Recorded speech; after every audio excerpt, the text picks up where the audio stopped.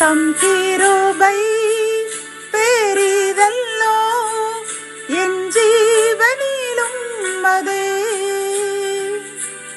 இம்மட்டும் காத்ததுவே இன்னும் தேவை கிருபை தாருமே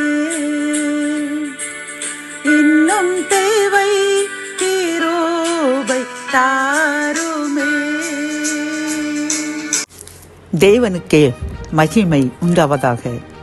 சேனைகளின் கர்த்தர் ஊழியத்தின் மூலம் 3/7/2026 இன்று நாம் அறியவிருக்கும் கிருபையின் வார்த்தைகள் லூக்கா 8:16.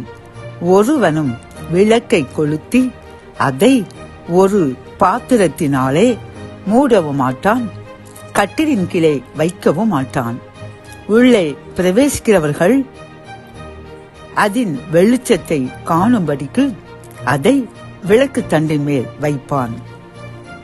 கத்தோலிக்க வேதாகமம் இவ்வாறு கூறுகின்றது: எவரும் விளக்கை ஏற்றி அதை ஒரு பாத்திரத்தால் மூடுவதும் இல்லை, கட்டிலின் கீழ் வைப்பதும் இல்லை, மாறாக உள்ளே வருவோர்க்கு ஒளி கிடைக்கும்படி அதை விளக்கு தண்டின் மீது வைப்பர் என்கின்றது. இந்த செய்தியை கேட்டுக்கொண்டிருக்கின்ற என் அன்பு சகோதரி சகோதரியே, கர்த்தர் என்று நம்மை பார்த்துக் கொள்கின்றார். ஒரு விளக்கை அது வெளிச்ச தரும்படி அதை அனைவருக்கும் பிரயோஜனமான இடத்தில் வைப்போம்.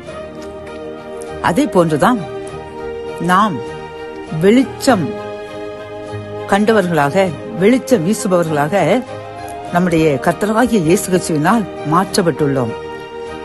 அப்படி மாற்றப்பட்ட நாம் அந்த வெளிச்சத்தை பிறருக்கும் அறிவித்து, இயேசு என்னும் இரட்சகர் எங்கள் பாவங்களை சாபங்களை மன்னித்து எங்கள் வாழ்க்கையில் எங்களை ஒளிபரச் செய்துள்ளார், நீங்களும் அவரை தேடி அவரை விசுவசித்து அவருக்கு பிரியமான வாழ்க்கை வாழ்ந்தால் உங்களையும் ஒளி வீசச் செய்வார் என்று நாம் பெற்ற அந்த வெளிச்சத்தை பிறரும் கண்டுகொள்ளும்படி நாம் சாட்சியாக அதை அறிவிக்க வேண்டுமா பிரியமானவர்களே?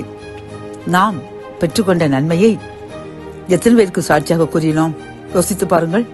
இல்லையே, இன்றிலிருந்து நாம் கர்த்தருடைய நாமத்திற்கு வெளிச்சம் உண்டாக்கும்படியாக, பிறருக்கு வெளிச்சம் உண்டாக்கும்படியாக அவர் செய்த அற்புதங்களை எடுத்து கூறி இருளில் வாழ்கின்ற அந்த மக்களும் வெளிச்சத்தை கண்டுகொள்ளும்படி அவர்களுக்கு சாட்சி கூறி நாமும் சாட்சியாக வாழ்வோம்.